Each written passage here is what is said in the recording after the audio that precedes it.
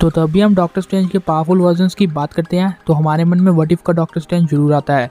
Evil Doctor strange सचमुच बहुत ज़्यादा पावरफुल था, लेकिन क्या एमसीयू का कोई अवेंजर ऐसा है जो उसे बीट कर सकता है? आज की इस वीडियो में हम यही जानेंगे। यहाँ पे हम सिर्फ पावरफुल अवेंजर्स की बात करेंगे, क्योंकि अवेंजर्स की टीम में बहुत से मेंबर्स ऐसे हैं जो लो रेंज है या मिड रेंज है, और ये सब अवेंजर्स अगर मिलके भी आ जाए तब भी एविल डॉक्टर स्ट्रेंज के आगे कुछ नहीं। इसलिए यहाँ पे हम सिर्फ पावरफुल अवेंजर्स की बात करेंगे। तो चलो इस वीडियो को स्टार्ट करते हैं।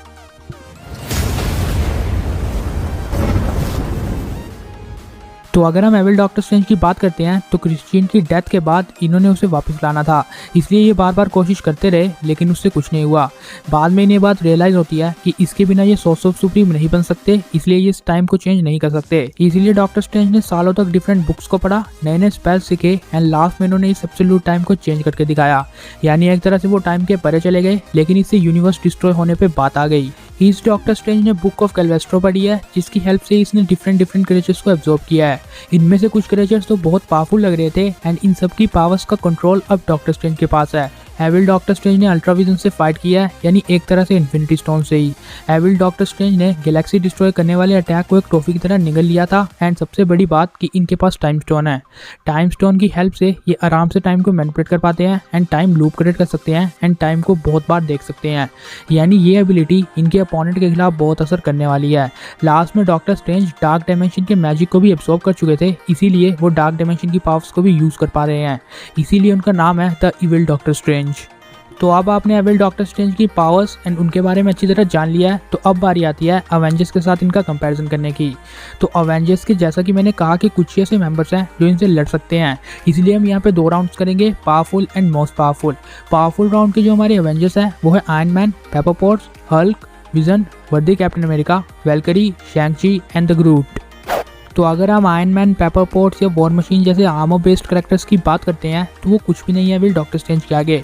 उनके किसी भी अटैक का एविल डॉक्टर स्ट्रेंज के ऊपर कोई असर नहीं होगा, एंड डॉक्टर स्ट्रेंज को वो अटैक पहले से पता होंगे टाइम स्टोन की हेल्प से। इसीलिए टाइम स्टोन की हेल्प से या बिना टाइम स्टोन के भी इजीली वो उन्हें बीट कर सकते हैं। अगर हम हल्क की बात करते हैं तो हल्क का दिमाग गुस्से के साथ साथ और ज़्यादा खराब होता जाता है, लेकिन उसकी पावर बढ़ती जाती है। लेकिन उस पावर का कोई मतलब नहीं है, क्योंकि एविल डॉक्टर स्ट्रेंज उसे आराम से ट्रैप में फंसा सकते हैं एंड बीट कर सकते हैं। और अगर हम विजन की बात करते हैं तो Ultra Vision versus Evil Doctor Strange की फाइट हम लोगों ने देखी, जहाँ पे ये बात साफ पता चल रही थी कि उस टाइम तो उसके पास इतने ज़्यादा इन्फिनिटी स्टोन्स थे, लेकिन इस टाइम तो उसके पास कुछ भी नहीं है माइंड स्टोन को छोड़ के। यानी हाँ, इसका भी कोई चांस नहीं है। अगर हम वर्दी कैप्टन अमेरिका की बात करते हैं तो भले ही उसके पास थॉर की पावर्स हो, लेकिन लाइटनिंग एबिलिटीज का एविल डॉक्टर स्ट्रेंज के ऊपर ज़्यादा असर नहीं होने वाला, क्योंकि एविल डॉक्टर स्ट्रेंज आराम से उन्हें डॉज कर सकते हैं या प्रोटेक्टिव फील्ड की हेल्प से आराम से बच सकते हैं। लेकिन अगर डॉक्टर स्ट्रेंज ने 1 या 2 अटैक ही कर दिए तो कैप्टन अमेरिका का काम तमाम। एंड वैल्करी या बाकी कैरेक्टर्स भी कुछ नहीं कर सकते। लेकिन लास्ट में शैंग-ची एंड ग्रूट बचते हैं। शैंग-ची जो कि 10 रिंग्स पहनने के बाद शायद इमॉर्टल बन चुका है, एंड ग्रूट जो कि एक छोटी सी लकड़ी से भी हील हो सकता है। ये दोनों कैरेक्टर लिटरली इमॉर्टल टाइप हैं, तो क्या एविल डॉक्टर स्ट्रेंज इन्हें बीट कर पाएगा? इसका आंसर है हाँ। एविल डॉक्टर स्ट्रेंज अगर चाहे तो शैंग-ची को उनके 10 रिंग से अलग कर सकता है, एंड फिर उसे आराम से बीट कर सकता है। लेकिन अगर हम ग्रूट की बात करते हैं तो एविल डॉक्टर स्ट्रेंज अगर बहुत पावरफुल अटैक भी कर देता है और ग्रूट की छोटी सी लकड़ी बची तो वो उससे हील हो जाएगा। लेकिन एविल डॉक्टर स्ट्रेंज अगर गैलेक्सी डिस्ट्रॉय करने वाले अटैक को ऐसे एब्जॉर्ब कर लेगा तो वो पूरे ग्रूट को भी एब्जॉर्ब कर सकता है। इसीलिए एविल डॉक्टर स्ट्रेंज बहुत ज़्यादा पावरफुल है ग्रूट से। और अगर ऐसा नहीं भी होता है तो उसके अटैक में इतना पोटेंशियल होगा कि वो गैलेक्सीज को डिस्ट्रॉय कर देता हो। इसलिए ग्रूट उसके आगे कुछ भी नहीं है, वो ग्रूट की सिंगल लकड़ी तक को नहीं छोड़ेगा बचने के लिए।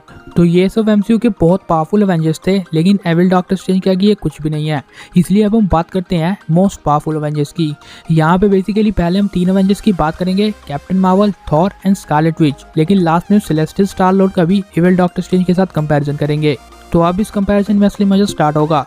लेकिन अगर हम कैप्टन मार्वल की बात करते हैं तो उसके तो कोई चांस नहीं है, क्योंकि Thor and Evil Doctor Strange में एविल डॉक्टर स्ट्रेंज बहुत ज़्यादा पावरफुल है। थॉर के पास भले फिजिकली या वेपन्स का एडवांटेज हो, लेकिन एविल डॉक्टर स्ट्रेंज बहुत ज़्यादा स्ट्रॉन्ग है। थॉर अपने बायफोर्स की हेल्प से कहीं भी चल जाए, लेकिन एविल डॉक्टर स्ट्रेंज उसका पीछा कर ही लेगा। एविल डॉक्टर स्ट्रेंज बिना स्लिंग रिंग की हेल्प से टेलीपोर्टेशन यूज़ कर सकता है, एंड इसके पास टाइम स्टोन का बहुत बड़ा एडवांटेज है। लेकिन इससे भी बड़ी बात यह है कि गार्डियंस ऑफ द मल्टीवर्स की 99% पावर्स एविल डॉक्टर स्ट्रेंज ही होल्ड करता था। एंड उस गार्डियंस ऑफ द मल्टीवर्स में थॉर भी शामिल था।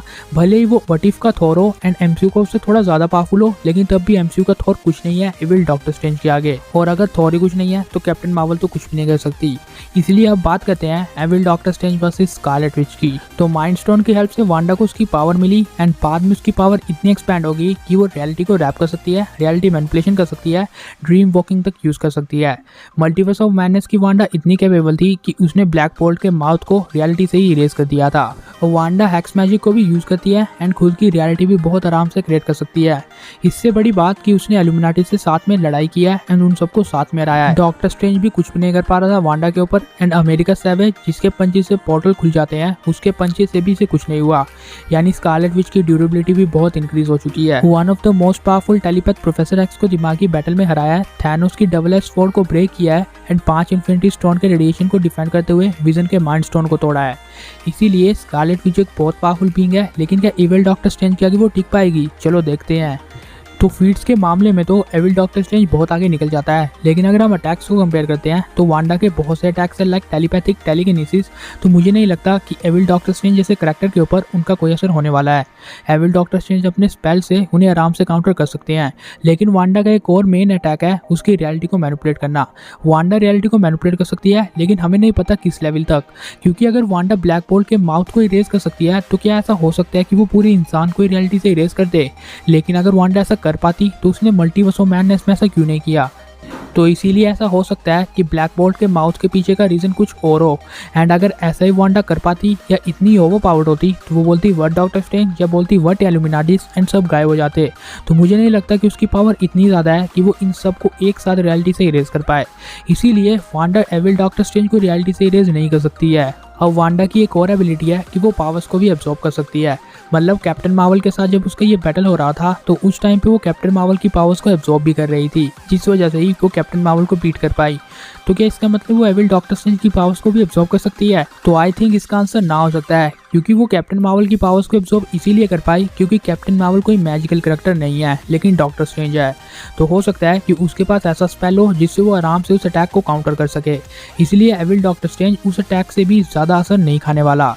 और ऊपर से Evil Doctor Strange dark dimension की पावर्स को भी यूज़ करता है, तो मुझे नहीं लगता कि इतनी पावर को वो हैंडल भी कर पाएगी। लेकिन इसके बावजूद अगर वांडा किसी तरह से भी डॉक्टर स्ट्रेंज को बीट कर देती है, जो कि नहीं होने वाला, तो उसके बाद भी डॉक्टर स्ट्रेंज के पास टाइम स्टोन है। टाइम स्टोन की हेल्प से Evil Doctor Strange multiple possibilities को एक्सेस कर सकता है, यानी वांडा के खिलाफ फाइट में हर एक पॉसिबिलिटी को देख सकता है। ऊपर से टाइम स्टोन की हेल्प से वो एक लूप क्रिएट कर सकता है एंड वांडा को उसमें फंसा सकता है, जैसे उसने डोरमामू के साथ किया। मतलब अगर वांडा गलती से उसे मार भी देती है तो वो फिर से वापस आ जाएगा एंड वांडा को बीट कर देगा। एंड टाइम स्टोन का उसका सबसे बड़ा एडवांटेज है कि वो टाइम को रिवर्स कर सकता है। वांडा सचमुच बहुत पावरफुल हो, लेकिन वो टाइम के परे नहीं है, लेकिन डॉक्टर स्ट्रेंज टाइम को ही मैनिपुलेट कर सकता है। इसीलिए एविल डॉक्टर स्ट्रेंज आराम से स्कारलेट विच को बीट कर सकता है, अगर वो मल्टीवर्स ऑफ मैडनेस की हो तब भी। एंड बिलीव मी, उसे टाइम स्टोन की हेल्प भी नहीं पड़ेगी एंड वो उसके बिना भी इस स्कारलेट विच को बीट कर सकता है अगर एविल डॉक्टर स्ट्रेंज यहाँ पे हो तो।